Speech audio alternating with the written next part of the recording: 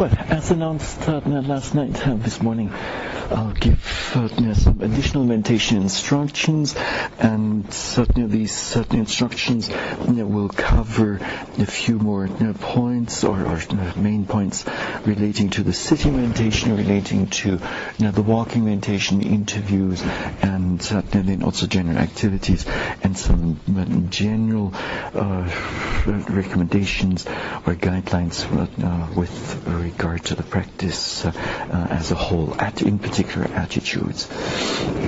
Now, in terms of the sitting meditation, try to, there are different ways to sit. You can sit, as is mentioned in the Satipatthana Sutta, in full lotus, but not each and every one of you will be able to do this. Even if you manage, then maybe after 20 minutes or half an hour you might end up with some excruciating pains and aches, and that might then interfere with your actual practice.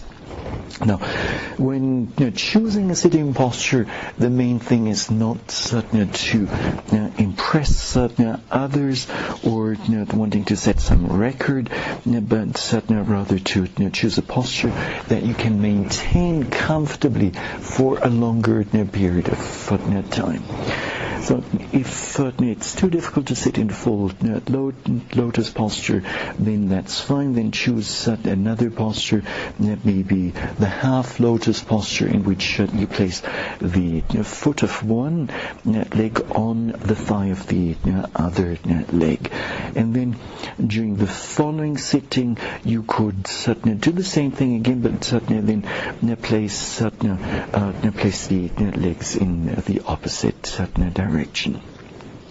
Now, should this half lotus posture also prove to be too difficult to maintain over a longer period of time, then you might consider sitting in the Burmese posture, which means you place one leg in front of the other without the legs interlocking. So without placing the foot of one leg on the thigh of the other. Now, for a number of meditators that will work just fine. However, those of you who maybe have some back problems, you might consider sitting on a bench. And the Mountain Hermitage has a number of benches there out there, and then you tuck the legs underneath the bench. Sitting on a bench is certainly very helpful. It naturally will ensure that your posture will be pretty upright.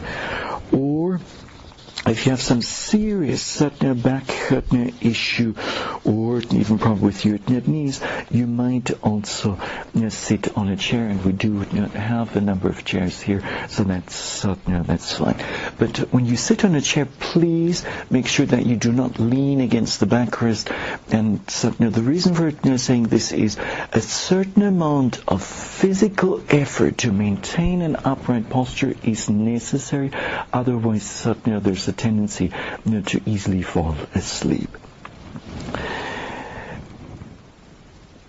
And when you sit in meditation, make sure that your back is as upright as possible, ideally at 90 degrees to the ground. And then, in terms of the hands, no particular mudra is recommended. Whatever position you place your hands, either on the knees or on your lap, or whatever way is fine. There's no mystery to this, nothing special to it.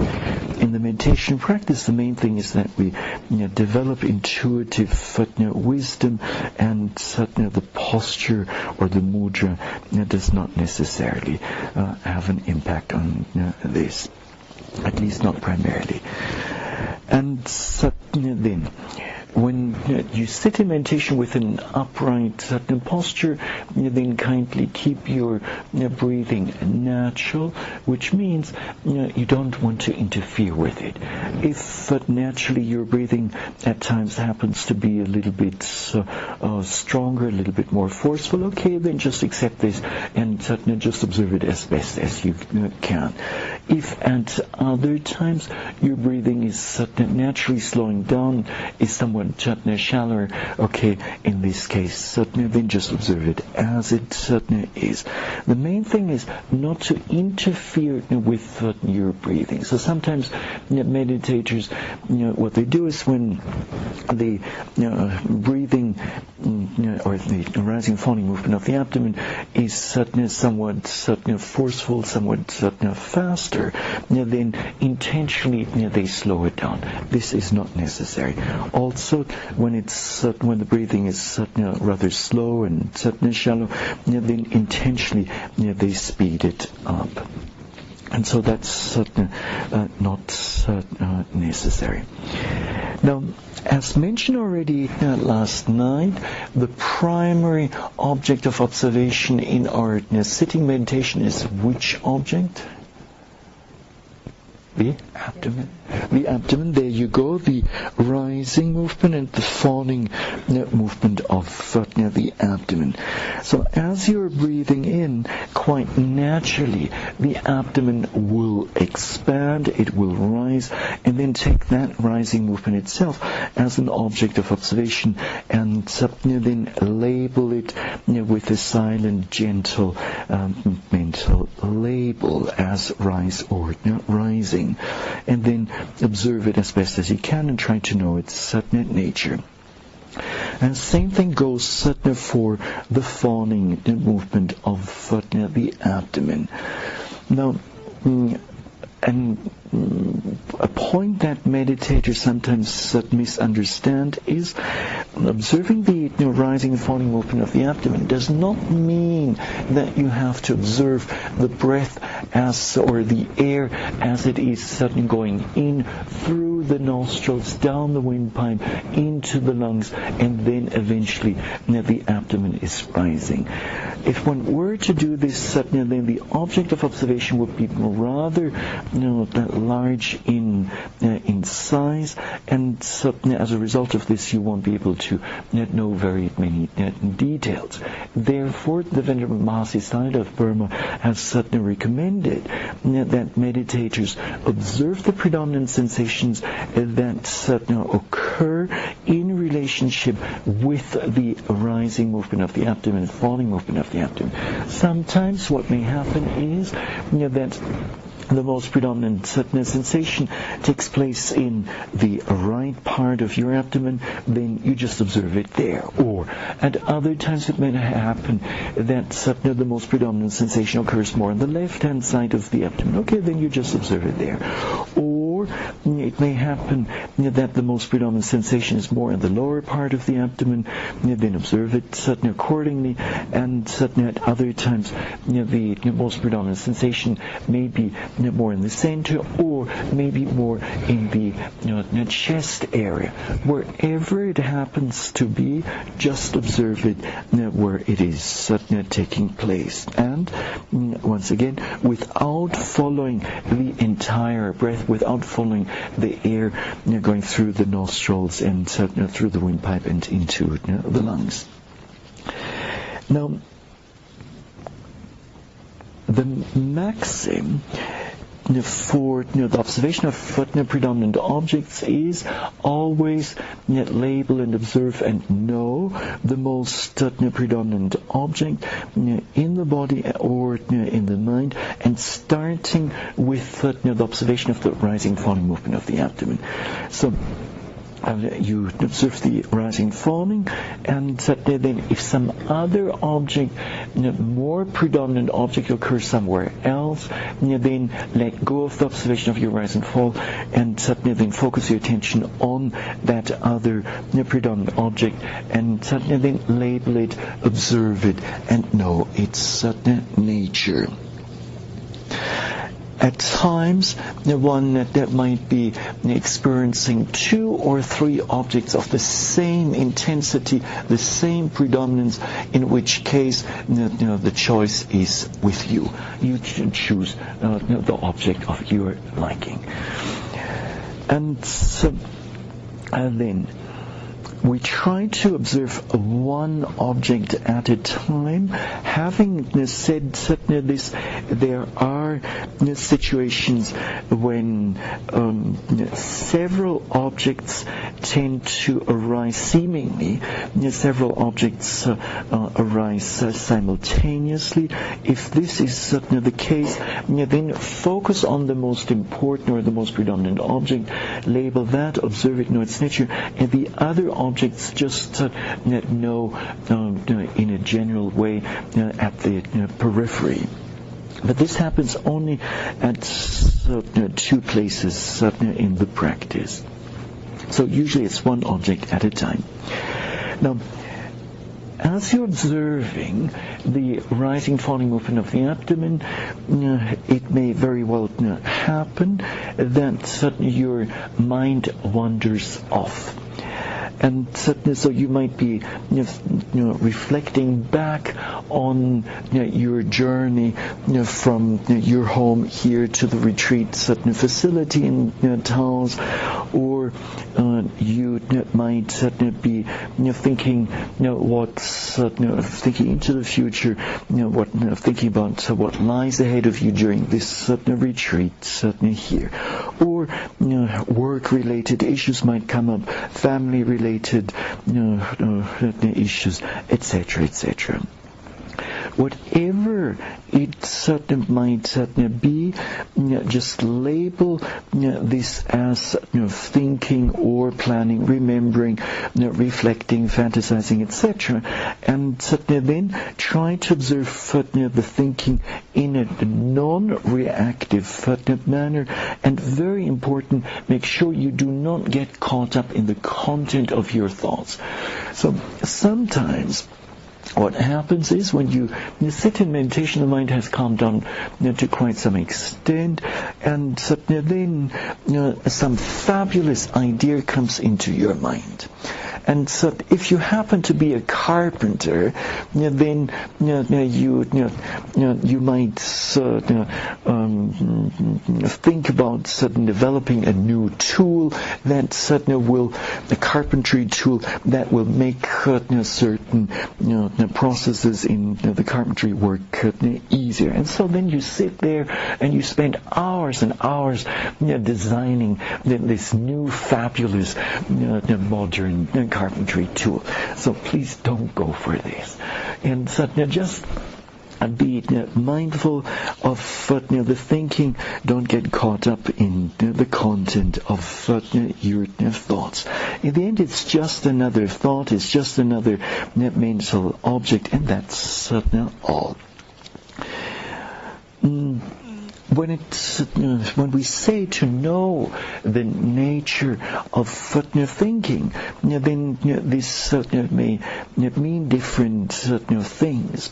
So you could pay attention to whether it is just one single thought that arises, and then you're mindful of it, and then it disappears. Or is it that a thought arises, it seems pretty attractive, and then you get caught up in the content of the thought, and this thought then leads to the next thought, and again to another thought, and it becomes a train of thoughts. Or it might happen that your mind certainly gets caught up in some contentious issue, and then it thinks about it over and over and over again, and certainly hence this would qualify as obsessive thinking. So if this is the case, then just know this particular nature of the thinking. And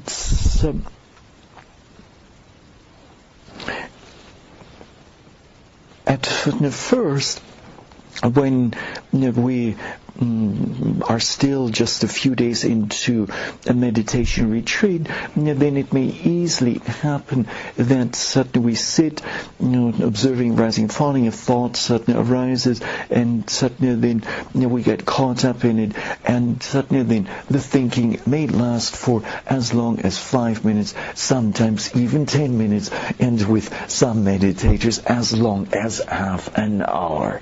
So what a great pity. So much precious time has been wasted on just getting caught up in thinking. So in general, try to be mindful of the thinking as soon as you can, and you will see over time your mindfulness will get sharper, the mind overall will get sharper, and then try to catch the thinking as quickly as possible. And then if mindfulness is strong enough, it will subside, and then go back to your rise and fall. Otherwise, what you could do is, if a thought is lasting, or despite of your mindfulness, it continues, then simply cut it off and go back to the observation of your rise and fall. Now, yesterday I mentioned about mindfulness of pains. So there's still a few more aspects that were not mentioned and are worth explaining. For one thing, the attitude towards pain matters a lot, and so when a pain arises, try to see it as just another object of observation, and try not to get rid of it right away. And so when a pain comes up, then focus your attention on it, label it, observe it in a non-reactive manner. Try to know its nature, and then if it passes away, go back to your observation of the rise and fall. If it continues, then continue to observe it, and then know details such as the quality of the pain, know details such as the intensity of the pain, whether the pain is becoming more intense or less intense, or staying the same, or changing into some other sensation, and eventually maybe back to the original pain. And then pay attention to how that pain eventually disappears. And now, working with the pain at first may seem like rather unpleasant. However, a pain is usually a clear-cut object, and thus it very much helps to develop concentration. It brings about unification of the mind. And as mentioned, I'm not quite sure whether I mentioned that yesterday. With regard to a strong pain, observe it as best as you can. Try not to change your posture right away, and do change your posture only if the pain becomes really excruciating, and you fear that you might be damaging a knee, or you might end up with some back problem, etc. So in that case, do change your posture, but do so slowly and mindfully. Be aware of the intention to change the posture, and then slowly and mindfully you change your posture, and know all the different sensations and movements involved in this, and then continue with your practice.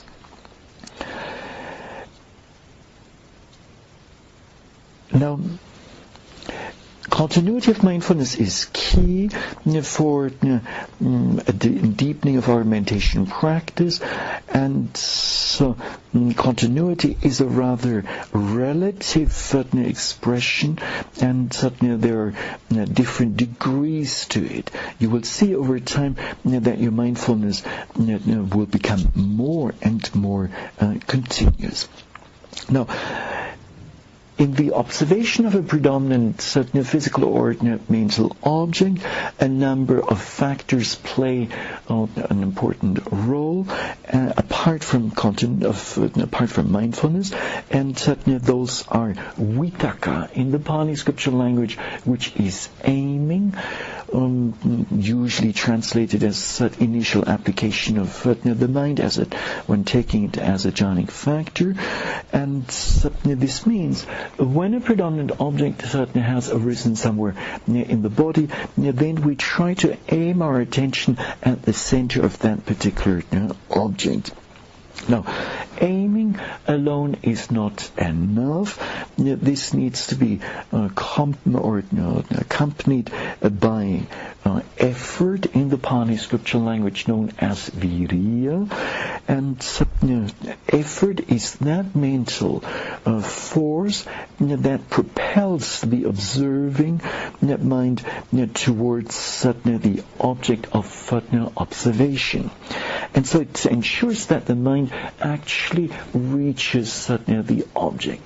And when it comes to effort, then we need to make sure that the effort is neither in excess nor lacking. If it's in excess, then it will overshoot the object. If it is lacking, then what will happen? Yes? Huh? The mind will go to sleep, or the observing mind will fall short of the object of observation. At times it may also happen that our attention will slip off an object. Now, when those two mental factors, namely vitakas or aiming as well as effort, are present, then usually the observing mind and the object will be in contact and will be rubbing against each other, as our venerable teacher, Venerable Sayadaw Pandita Bhivans of Burma, likes to point out. And it's in this rubbing, in this process of rubbing, that gradually one comes to know the nature of the object. Now, with continuity of effort and aiming and rubbing, mindfulness will also be there. Based on continuity of mindfulness, concentration arises, and based on this, then intuitive wisdom can unfold. One comes to know something about the qualities of the object. Now, in terms of the labeling is a mental activity that is clearly of a conceptual nature. It has nothing to do with ultimate reality. The Buddha, or in the Satipatthana Sutta, there are indications for the labeling, indications that justify labeling.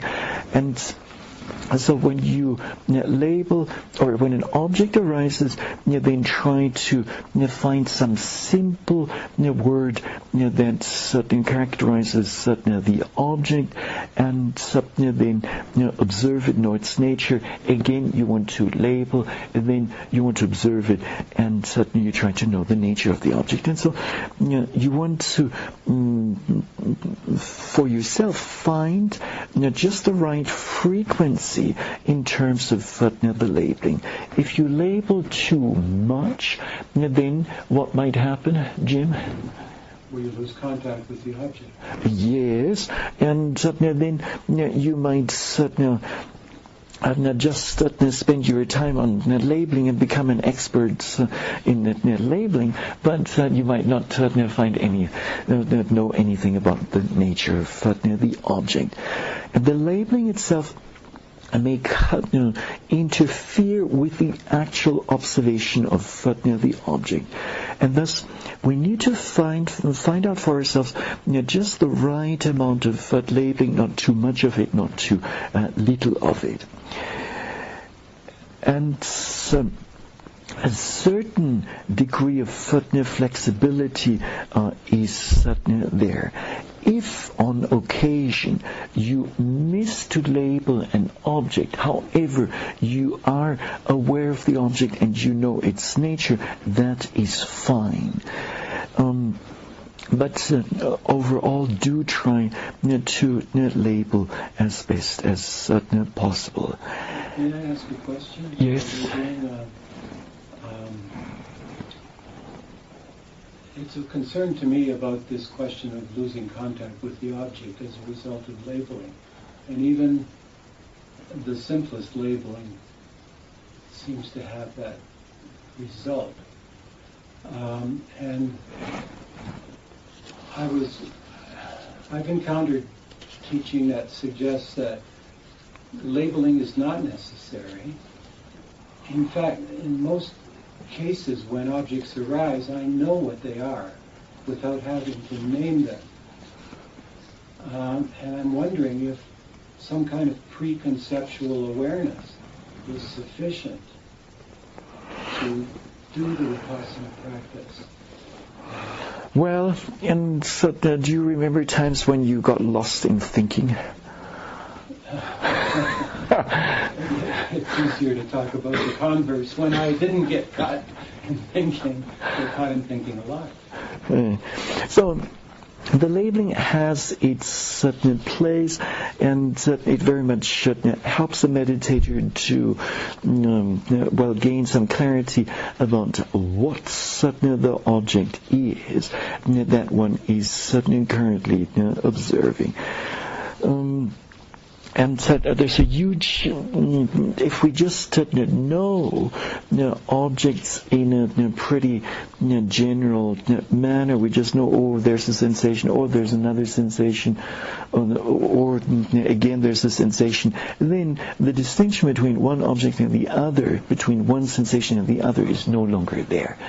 And that, in the long run, is not necessarily to the advantage of a meditator, since a really precise and detailed observation of what is happening is important, especially for later on, when things become much more refined. So the labeling very much helps in this regard. And related to that, because the mind is so fast, I have a problem. When I try to label, it means that I slow down, and then when something, the object coming, and then the mind noted right away, and if I start to label that, I try to lost. The mind is go fast, but I still label and then put, like I can push it back, and it's from time to time to create stress or pressure. Well, if objects are occurring in a quick sequence and you can't cope with the labeling, that's fine. If temporarily you want to set aside the labeling, that's okay. But then when later on the flow of objects slows back down again, then I do recommend that you pick up the labeling again. So you'll have to see, you have to go by conditions. But overall, labeling, we do encourage labeling. Now, what's else? So the labeling is not the main thing. Just consider it as a tool. It helps you, as mentioned, to gain clarity about what the object is that you're currently observing, and then give more preference to, and then make sure that you clearly observe the respective object and know its nature. Now, maybe this much with regard to your sitting meditation, and now let's move on and take a closer look at the walking meditation. Now, in the walking meditation is as important as the sitting meditation. At times there are meditators who think that only the sitting meditation is valid to deepen one's practice, but that's not the case at all. And in the text, there are examples of people, monastics and lay meditators who gained the Dhamma while doing walking meditation. Now, during the first few days of the retreat, try to spend an equal amount of time on sitting meditation and walking meditation. So 1 hour sitting, 1 hour of walking.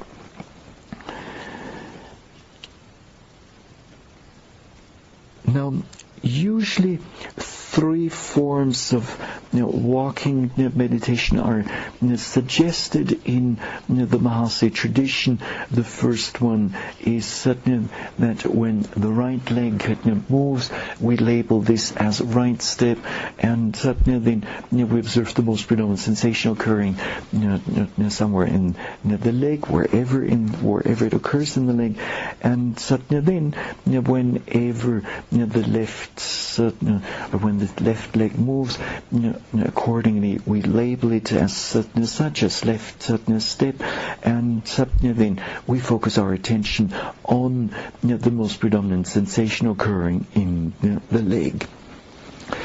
And this first type of walking meditation is right step, left step, right step, left step. This is done a little bit fast, at least faster than the remaining 2 forms of walking meditation. However, in comparison to ordinary walking, it's still slower than ordinary walking.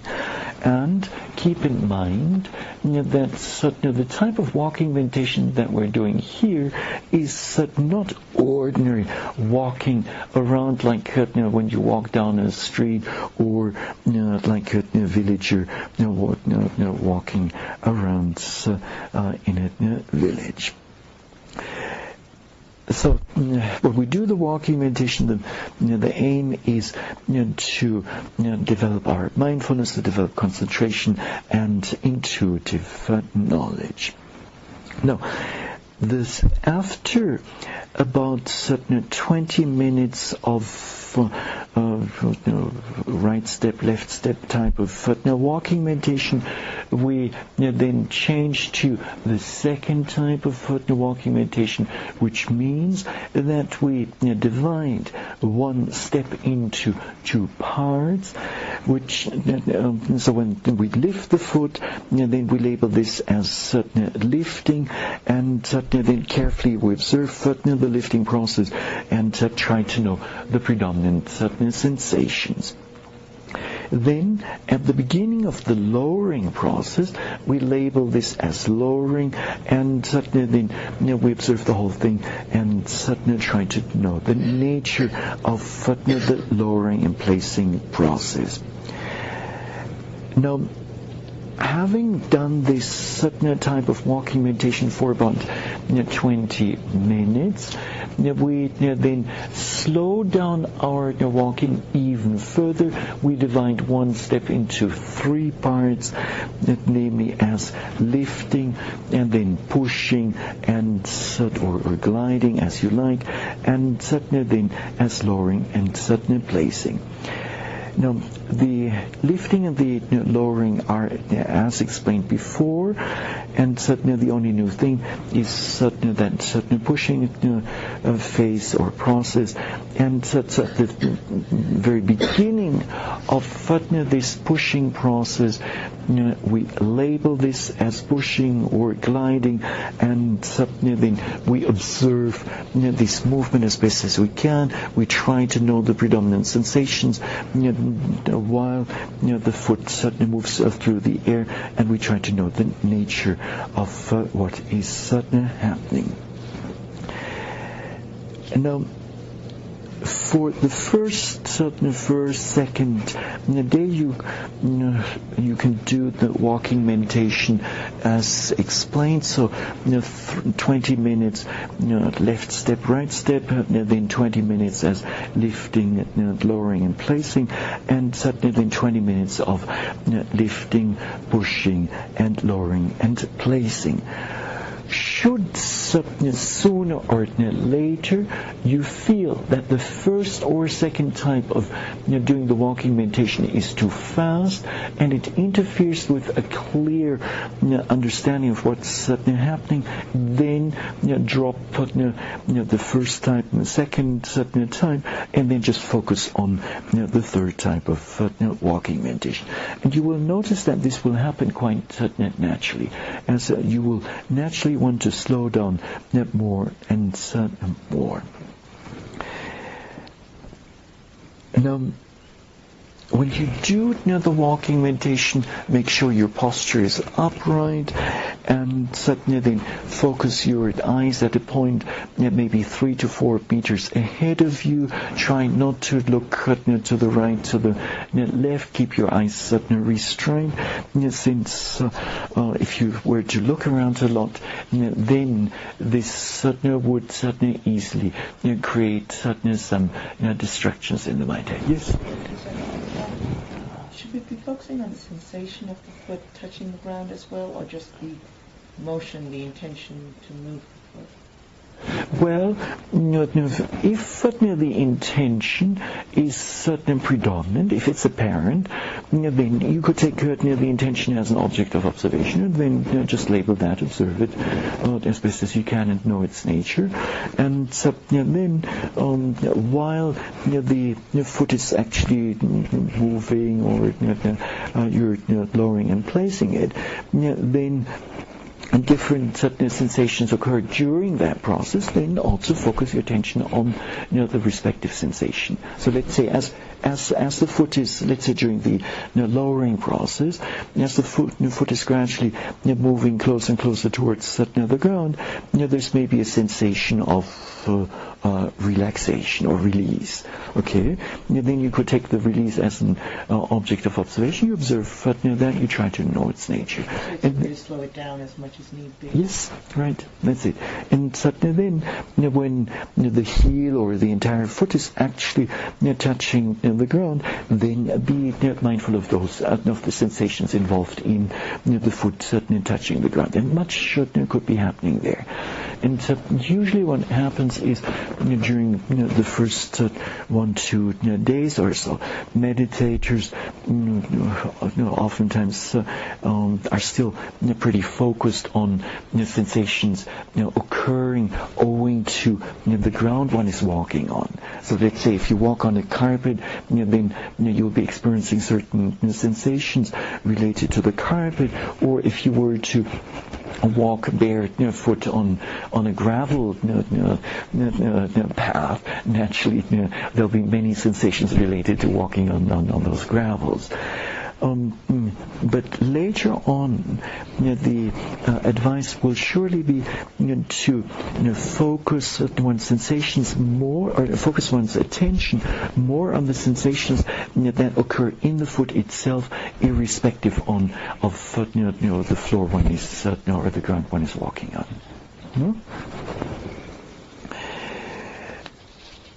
And now, when you do the walking meditation, please make sure that your path does not crisscross with the path of another person. And the reason for this is this may lead to some unnecessary social friction. So even though you seem to be outwardly, you seem to be the most peaceful person, but inwardly, who knows, you might be getting pretty angry with the other person who is interfering with your territory.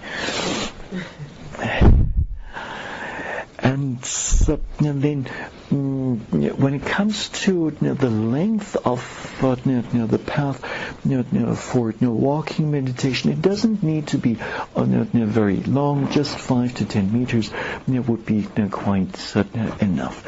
And so the lodge here is pretty spacious, and I'm sure that you'll find a place where you can do your walking meditation without disturbing any of the other meditators.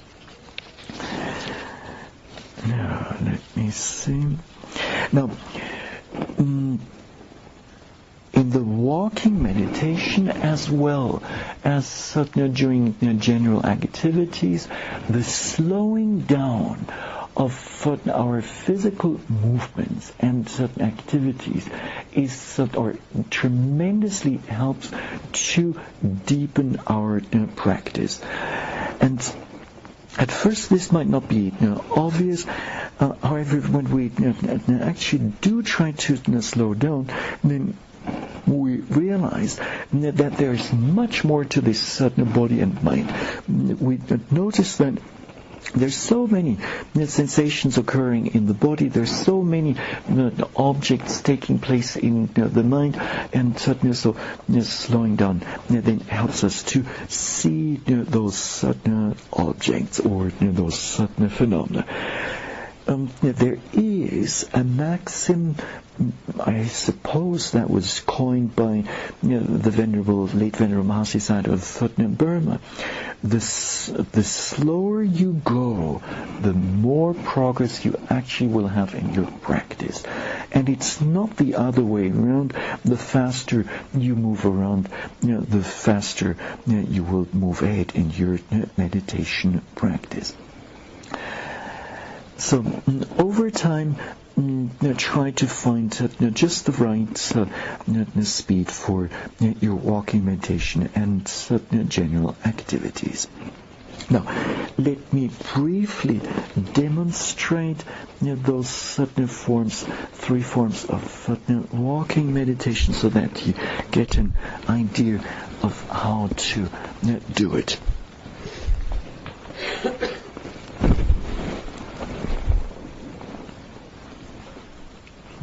Like this.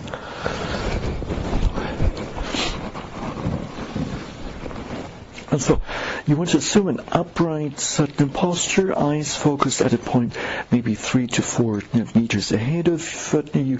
And then kindly, what I have not mentioned so far is keep your hands either in front of the body or behind your back, and for sure do not kind of let your arms fly all over the place. All of our bodily activities should be observed, should be performed with mindfulness.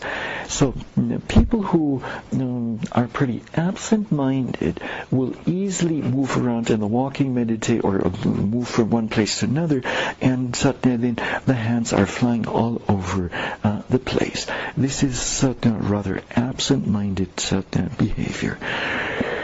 And then, as for the first type of walking meditation, right step, left step, so as the right leg moves forward, we label this as right step, and then we focus our attention on the most predominant sensation in the right leg. So this could be maybe some lightness in the knee, or it could be maybe some muscular movements in the thighs, etc.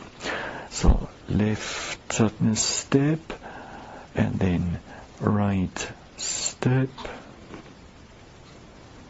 and then left step, and then right step, and then again left step. Now, even the standing becomes an exercise of mindfulness. So when we're standing, we label this as standing. We observe it. We try to observe the most predominant sensations as they occur in the feet.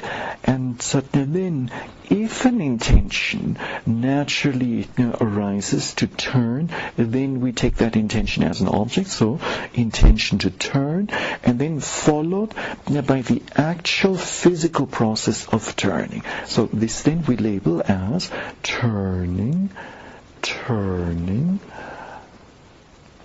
Once again, turning and turning. And then try to know the predominant sensations that occur while you're turning around. And then, when standing, once again, then be mindful of this, label it as standing, and then observe it as best as you can, and know the different sensations involved. Now, next I'll demonstrate the second type of walking meditation, which will be a little bit slower than the first time. So we divide one step into two parts, lifting, and then lowering and placing.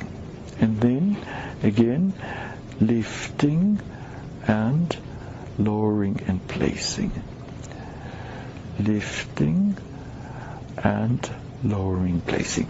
And please focus your attention on the foot, or on the sensations in the foot which is moving, not on the other foot which is static on the ground.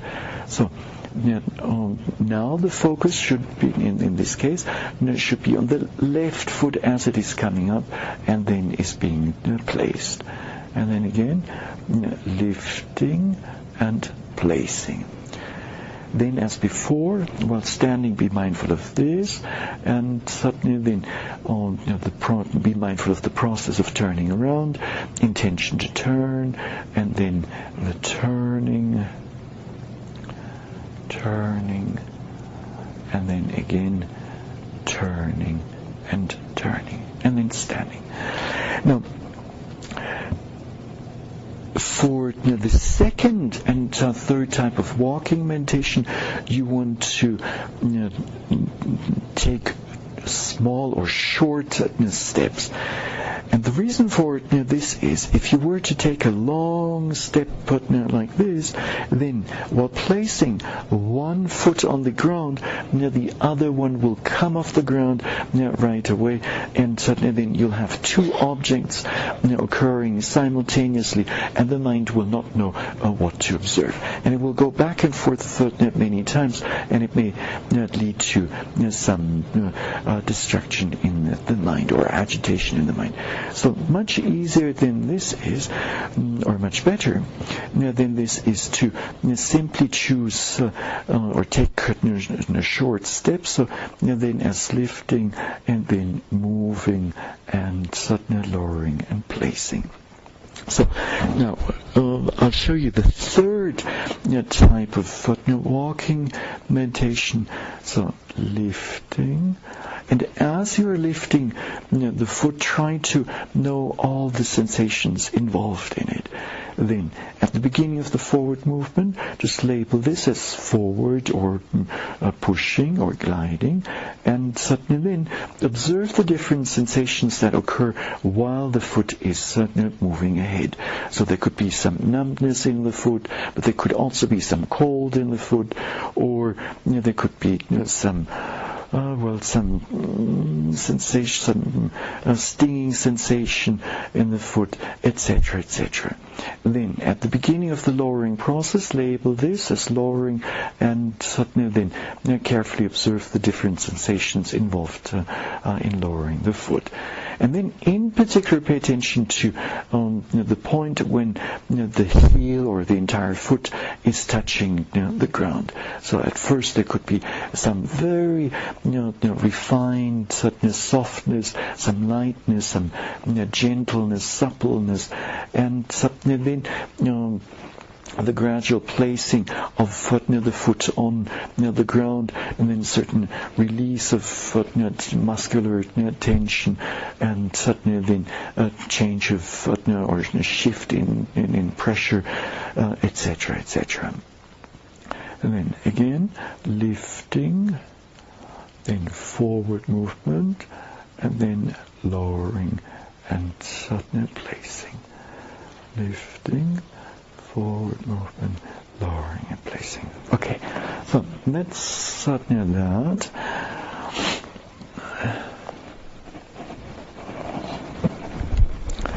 Now, in terms of general activities, slowing down is important. Restraint of the senses also is important. And then whatever the activity might be that you're engaged in, try to do it as slowly as possible.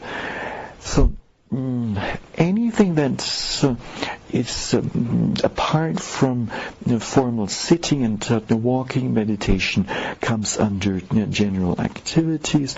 So it covers certain things like opening and closing one's eyes and being mindful of stretching and bending, opening and closing a door, taking a meal, all the many processes involved in this, and then also to be in particular mindful of the activities that are occurring while you are in your room.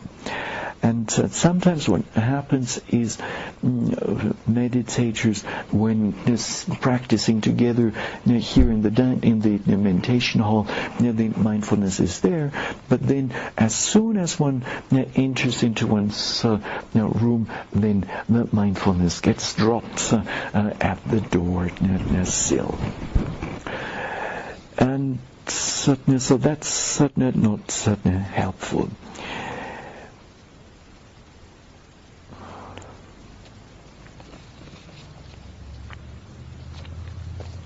At first, we may think, well, what's so special about opening or closing a door?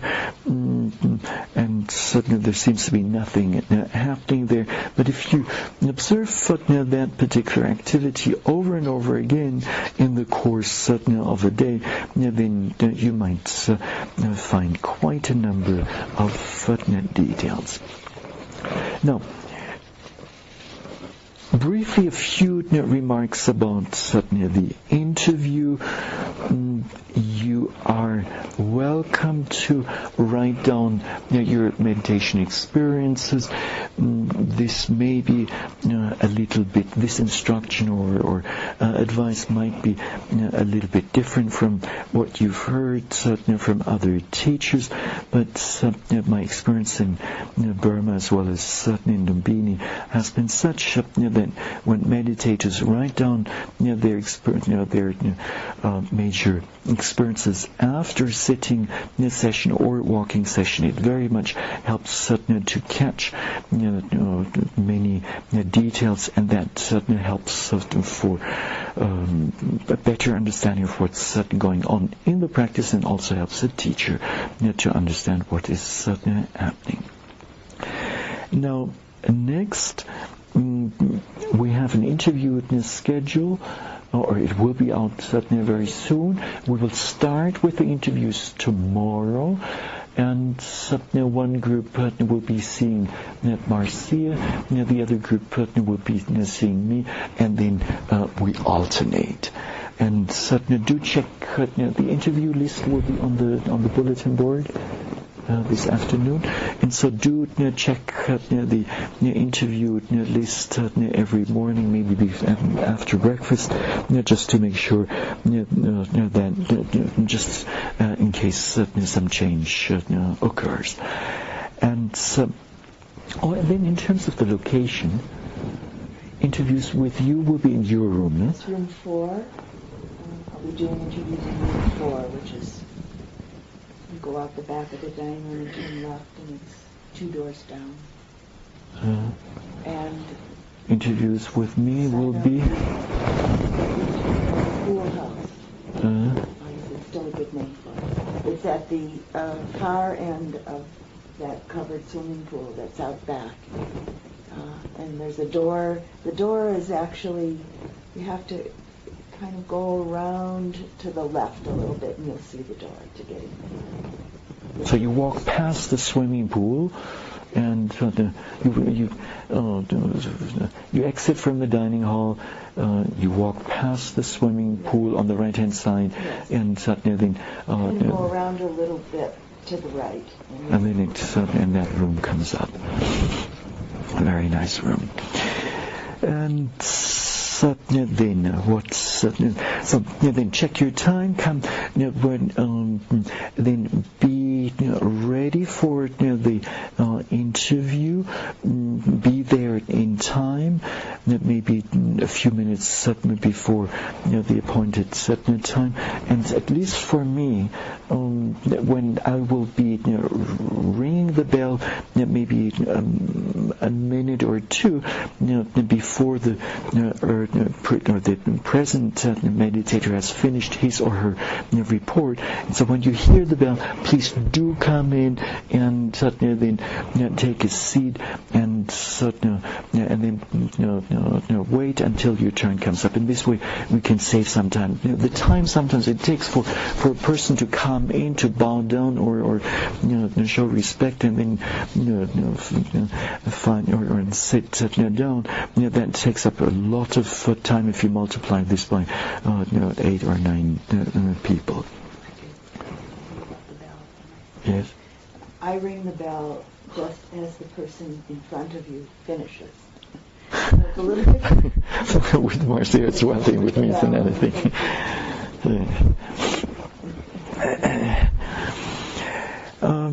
Now, let me see. When you come into the interview room, please do so as mindfully as possible. Just to relate some story in this regard. Have any of you practiced with Sadhu Pandita? Jim has, no? No? You have? 1, 2, Kim. And Viranyani, yes, also a few. The Venerable Sadhu Pandita Bhiwans of Burma, successor to the Venerable Mahasi Sayadaw, is a very acute observer. And just by observing how a meditator walks into the interview room, he already gains a pretty good understanding where the yogi's practice is at. So you can imagine if a new yogi comes storming into the interview room and slams the door, then we can say this yogi has very little mindfulness. Maybe the person is even quite angry. And so do pay attention to this, and take this in itself as an exercise in mindfulness. Now, in terms of forms of respect, if you want to bow down, you do that. If you want to just clasp your hands in front of the chest, that's fine too. If you don't want to use any form of respect, that's fine too. As you like. Nothing is enforced here. And then, when you give your report, kindly try to adhere to the standards of modern sciences, namely accuracy, brevity, and precision. So you don't want to go on and on and on and on about the same thing for a long period of time.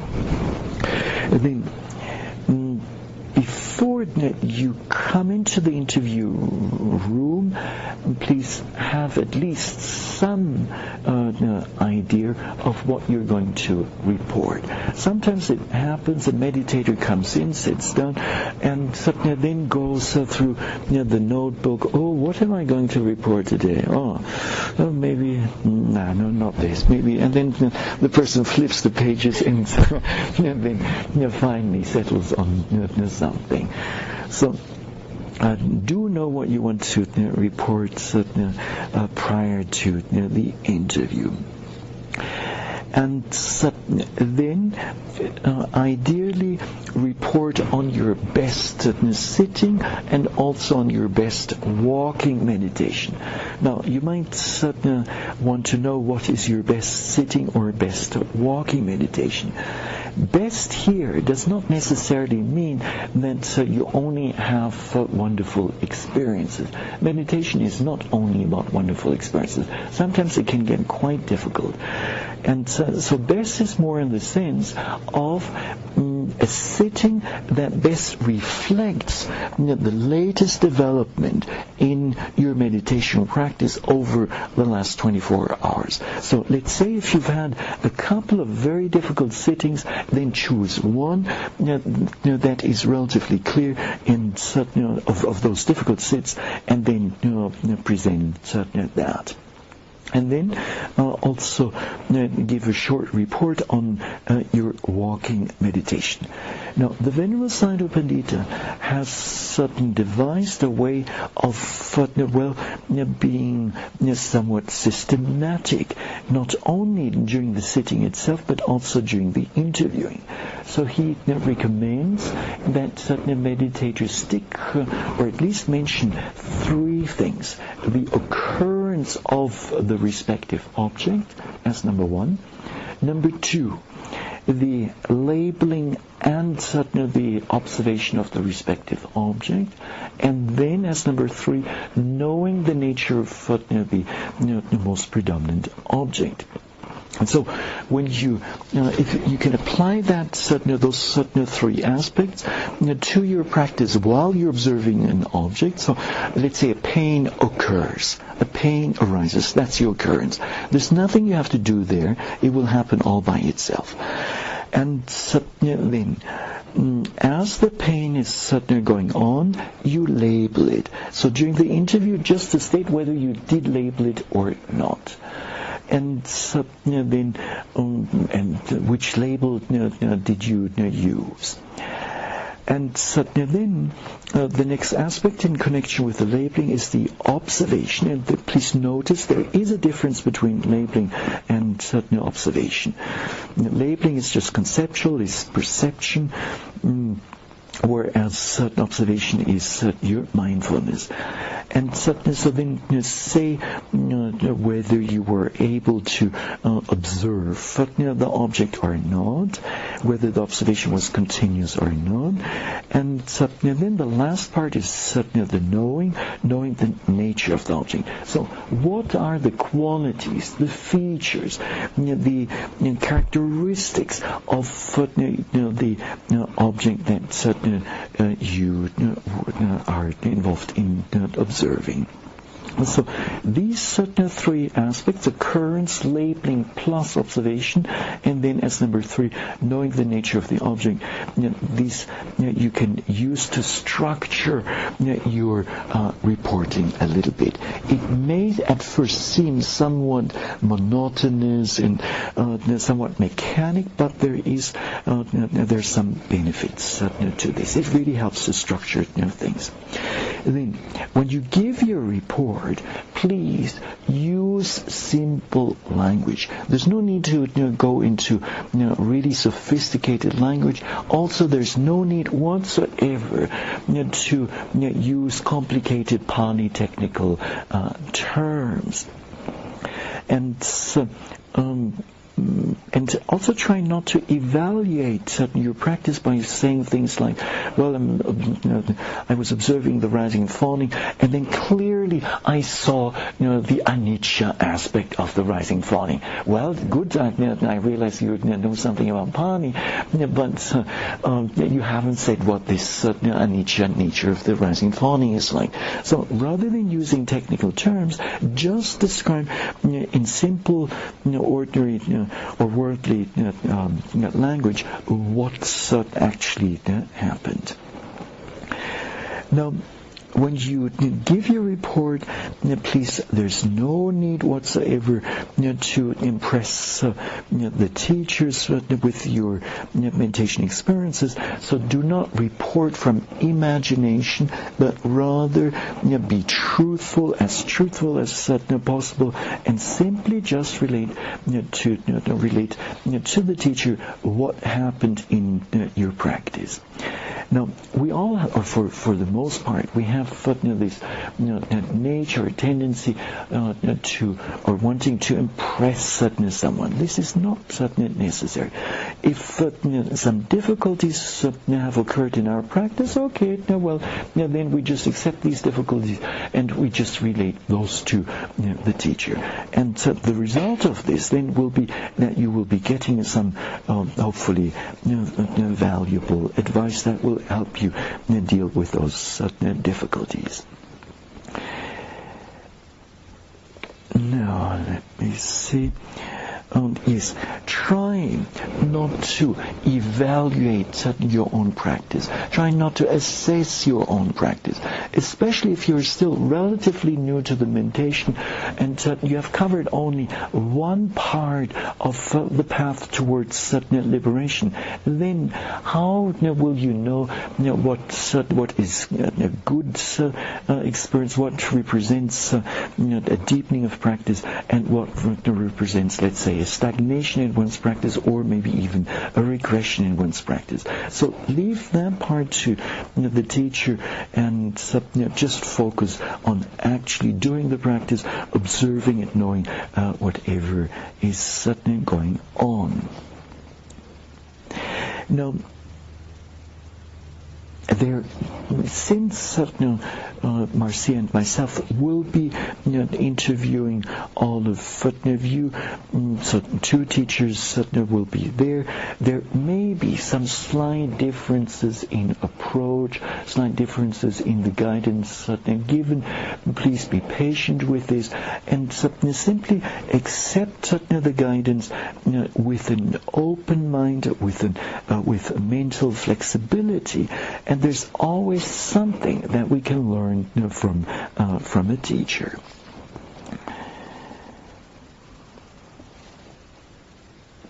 Now, the interviews, or having to come to an interview 6 times a week,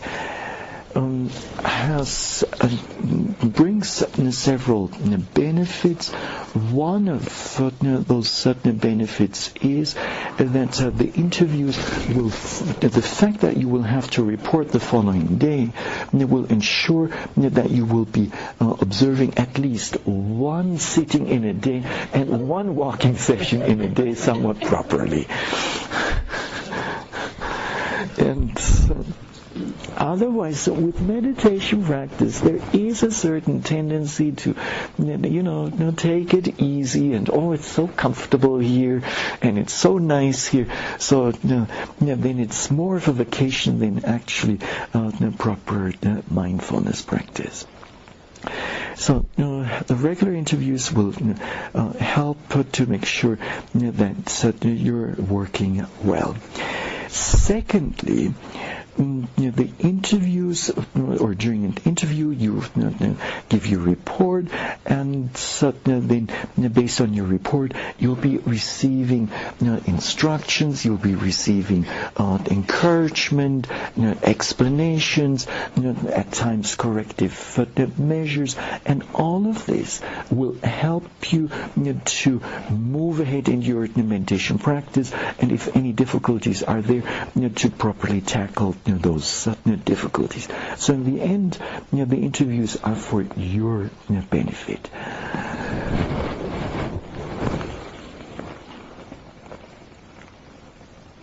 And in general, we can say that the interviews really have a galvanizing effect on a meditator's practice. So maybe this much also when you give your report, try to do so in a sequential manner. So let's say that you have selected one particular sitting as your best sit, and then in a chronological manner or sequential manner, starting from a description of your experiences related to the rising and falling movement of the abdomen, then describe what happened one after another. So don't report just everything, but the highlights of your best sitting. And if there's certain experiences that occurred for a second time, for a third time, then there's no need to report the same experience all over again a second time or a third time. So this will help to save a little bit of time. Oh, that's a good question. Well, we've settled on 15 minutes. In the past, for me it was 10 minutes, but I usually ran late by 2, 3, 4, 5 minutes, and then over the morning accumulated to quite a bit. Yes? It's helpful with having 15 minutes. A lot can be accomplished in 15 minutes. And it's helpful for Sayadaw and myself if each of you are aware of that 15-minute time slot, as well as, of course, we will be, so that it's not just Sayadaw's responsibility and my responsibility to have the boundaries of 15 minutes. And in this connection, so we'll have 15 minutes per person, and then you want to use some of this time to present your report, but you will also want to leave the teacher some time to give some advice, because sometimes what happens, just to share, there are those yogis who are so eager to give their report, and this time starts with 0, and then it's 14 minutes and 45 seconds, and the student finally stops and says, "Okay, now it's your time. What do you have to say?" Is there a clock or a watch in front of us that we? Yes, there will be. Yeah, right. We each have one, and there's one for each of you. I mean, there'll be one facing you. Can I ask a question, Sayadaw? Yes. All of the practice is devoted to the observation of the objects as they arise one after the other. So it's kind of unidirectional. And I ask this question against the backdrop of metta practice. What is the quality of the mind of awareness that's observing each of these objects as they arise? And I found, for instance, that my mind can be severe in its observation, and that can be a kind of hindrance to the quality of the practice. Mm-hmm. And that there is something to a more friendly, loving kindness quality of awareness that can make a subtle difference. But so the awareness doesn't become, the object becomes the mind of awareness. Yeah. I'm just wondering if, I'm not absolutely clear here about what I'm trying to. No, Jim, what you're pointing at certainly is very good, and indeed, at times you can take the attitude, the mental attitude towards, or the mental attitude that is prevalent while you're observing some object as an object itself. No. So if, let's say, you're aggressively labeling and observing and knowing an object, then just know that you're aggressive, observe and know this aggressive attitude. And so being mindful of that, then might certainly help to tone things down a little bit, and certainly then to observe the respective physical or other object in a more gentle manner. No, so that's the mind is flexible. You can do with it a lot. No, don't do it all the time, though. No.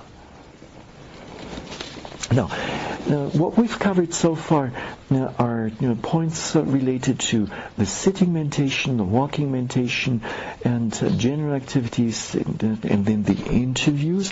What remains are a few recommendations, guidelines with regard to the attitude that we bring towards practice. And this too may be very important. Sometimes this is being kind of neglected, not being paid attention to, and then later on difficulties arise. And so, some retreatants do not drink enough liquids while on retreat, and as a result of this get dehydrated. Therefore, please ensure that your daily intake of liquids is above 2 liters. Now, yes? Here in New Mexico, for those of you that aren't familiar with being here, it's very, very dry. As you may already have felt in your skin, in your throat, in your eyes. Oh, the lips are already cracking. The skin, yes. So you need more liquid here than you may, like in Burma, for instance. Or Florida. Florida. Please, very important here in New Mexico to take lots of liquid, and also your skin needs hydration. You need to put cream, because the skin, the fingers can crack very easily here. It's very dry. So please take care of yourself that way. So then more than 2 liters a day. Yes, I think so. 2.5, 3 liters. So you'll have to experiment. Then secondly, some retreatants eat very little or eat less and less, or even start to fast. Intensive meditation practice requires that a retreatant eat at least a moderate amount of food to provide the body with nutrition and strength. So please do not, try to combine intensive Vipassanā practice with a fast. This, for the most part, will not work. Then, some retreatants allowed to be constipated for an awfully long period of time, like 3 days or 3, 4, or even more days. And the result of this is going to be what? It's a huge dukkha. So the mind will be irritated, and the abdomen will be inflated, and so there's a lot of unnecessary suffering there. So hopefully you will have brought some natural laxatives, or and the Mountain Hermitage has. Plus you have the prunes at breakfast. There's a basket also of different kinds of medicine, non-prescribed medicine, out in the hallway where the note boards are, should you need it. And just help yourself. Okay, very good. In Lumbini we have the same. And so please tackle any kind of constipation as soon as possible, and so use the laxatives. If all of this doesn't work, then come and tell me. And there's one particular exercise, that physical exercise, which involves drinking 1 liter of water, and that early in the morning after getting up, and that usually also that helps. Also, if you're sick, whatever, please let Chris know. Chris is the manager, as you know, and she will help you. If you need medical help, she's here to do whatever needs to be done in terms of taking care of you. So don't hesitate. Then, as another point, in the course of an intensive meditation retreat, the need for night sleep will fluctuate, sometimes lessening, sometimes increasing. It is not recommended, however, to deliberately deprive oneself of sleep, or to willfully practice through the whole night, even though one's practice is not up to the mark. So, you have to understand meditation, intensive Vipassana practice, as a process, as a process where we undergo changes, and there are certain points in the practice when things are moving very well, the mind is very strong, a lot of energy is there, and then indeed we can get by on less sleep. This happens naturally, and the teacher will know when this can be expected. But then, and so if one then practices a little bit more, that's okay. But at other times, it may be just the opposite, as a natural outcome of the practice or occurrence in the course of one's meditation. And then one might feel extremely tired. One might feel like going to bed already at 7 p.m. or even or 8 p.m.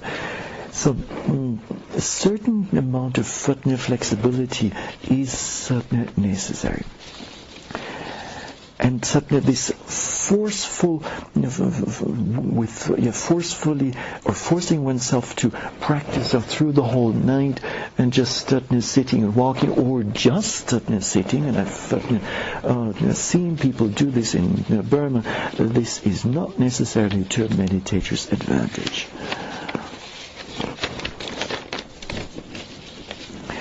Now, some retreatants push themselves through excruciating levels of pain.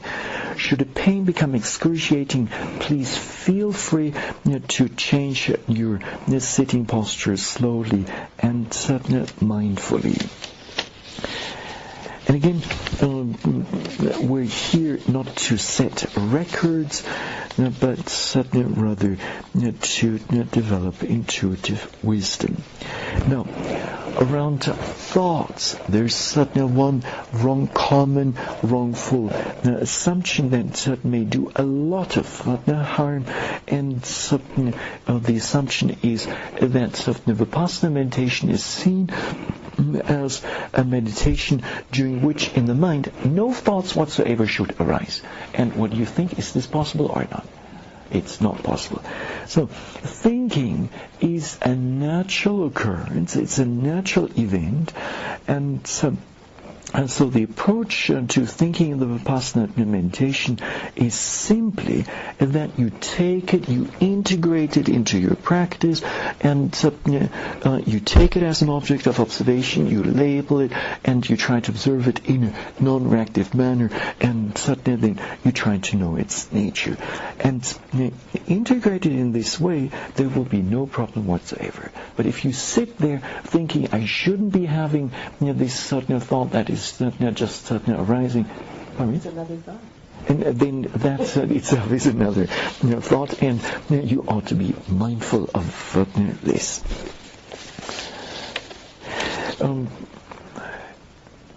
In the course of a longer retreat, the thinking does at times reduce significantly. Your mindfulness sooner or later will get so sharp that when a thought is in the formative stage, before having fully formed, your mindfulness is there, and then the thoughts may disintegrate on the spot. So see it as a gradual development. And then, to some new retreatants, it may seem very difficult to sit for the full hour. Kindly sit according to your ability. And although here we ask meditators to honor the schedule, right? So follow the schedule. If after maybe 45 minutes you end up with some knee that is hurting, then stretch your leg, and then after a while, when the pain has subsided, then continue with your sitting. But try to do so quietly, so that you don't disturb your fellow meditators. And at the beginning of a retreat, usually the body is still relatively stiff, the muscles are still pretty tensed up, and if you within just a few days, all of this will change, and especially the leg muscles, thigh muscles, will loosen up, and then you'll see it becomes much easier to sit for longer periods of time. And don't force yourself. Just let things evolve naturally, and then gradually you'll see. You can do 40 minutes, and then 50 minutes, and then you can easily do even 60 minutes. Now, don't put any excessive pressure on yourselves by entertaining high expectations in terms of attaining the Dhamma, or by competing with fellow meditators. This is counterproductive. Instead, take an expectation or a thought of competition as an object, label it, observe it, and know its nature. And just recently in Lumbini we had a meditator from Europe who first did a 2-month intensive retreat at the Semaigon, Panditarama Semaigon Forest Meditation Center in Bogo Division of Burma. And before he did this retreat, he figured, well, I have 3-month retreat time, 2 months in Burma, 1 month in Lumbini. By that time, I should have accomplished the goal. And so when he came to Lumbini after his 2 months in Burma, he came, with a smile on his face, and thinking that everything would be all right. He still has 1 month left to gain the goal. And then about 2 weeks into the retreat, he got so tensed up that it just didn't work anymore for him. And eventually he quit. And first we I suggest, or he asked that he could do some, more practical work, and eventually he quit. No. So please, this does not work. In worldly matters, when it comes to, let's say, the field of education, work, and whatnot, and certain sports, athletics, we can try to achieve a certain goal in a certain period of time, but here in the Dhamma practice, it just doesn't happen this way. And meditation practice is very much a process that happens according to certain conditions. So when we are ripe, when we're ready for a further development, then this will take place. But it's not something that we forcefully can push. All we can do is to encourage this sudden development, or to support this development, is to be mindful from moment to moment. And this, if we just manage to do this is good enough, and everything else will happen by itself. So sometimes, or many times, people think they have to, I have to do this, I have to do that, etc., to be in good shape in my practice. But then eventually one sees it's just the mindfulness, the continuity of mindfulness that matters the most. And as mentioned, meditation is not a matter of competition. And sometimes when one practices in a group, one sees another meditator sitting there for 2 hours or 3 hours non-stop, sitting like a Buddha statue, not moving whatsoever, and then one thinks, this must be a really far advanced meditator. Let me try to become a meditator as good as this person. And, well, suffering will follow. And so, this other meditator who's sitting there for 2 or 3 hours may have done already, 1 year of intensive practice, and be at a very different stage in his or her meditation, and therefore, why do you want to meditate with this person? So, just to focus on your own practice, and if the mind goes into this comparing mode, be mindful of that itself. Just label it as comparing, comparing, or label it as useless comparing. And I used to say, mind your own business. I was just about to say the same thing, but I thought, well, maybe it's a little bit impolite, and so.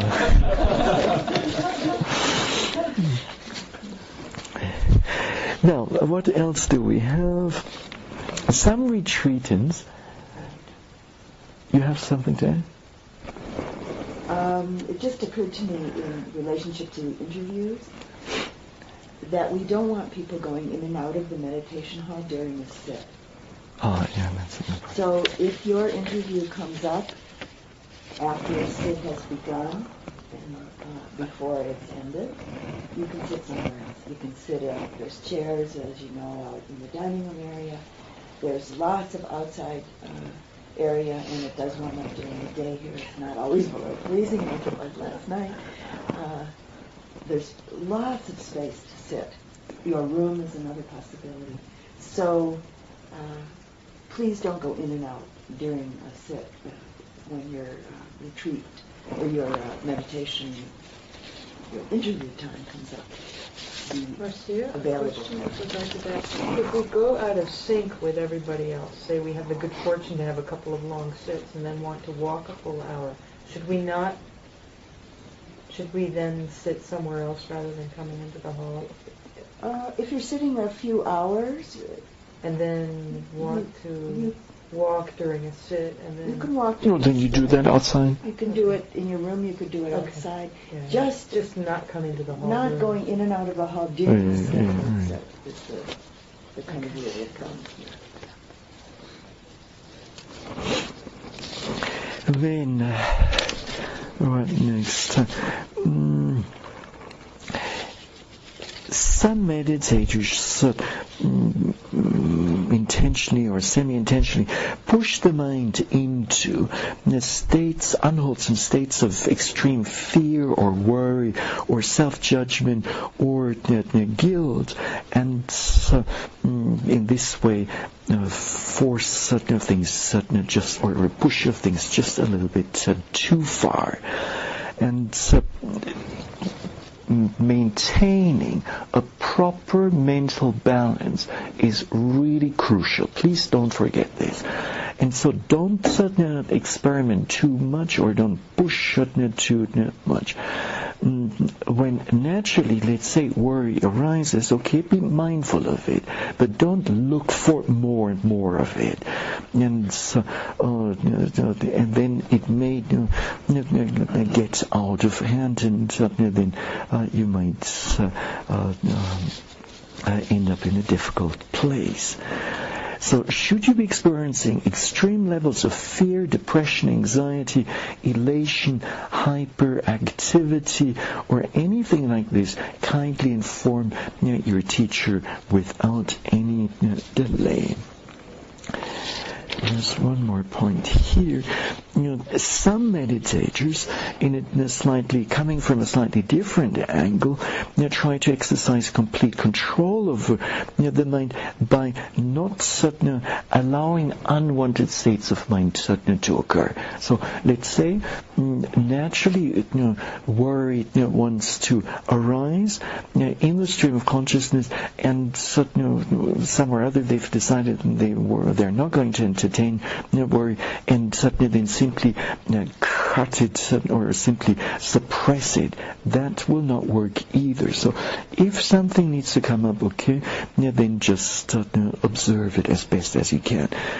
Should a mental state, especially unwholesome mental state, become excessive, then always remember you can at any time open your eyes, get up. In any case like this, get up, and even if the sit is not over, go outside and look around and see the world is still okay.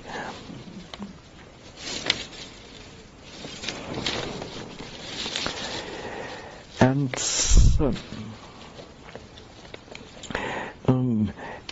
in our meditation, as much as possible, we want to maintain an inner balance. And so if you have difficulties with some extreme unwholesome mental states, then please come and talk to Marcia or to me. Now, meditation may not always be easy, and things that we carry with us, let's say certain difficulties, they do tend to arise, and if we handle them properly, then we'll be all right. And with this, then we can grow. Mindfulness very much helps to see difficult states, to know their nature, and then also to gradually let go of them. As much as we can do this, to that extent also more and more happiness will come into our life.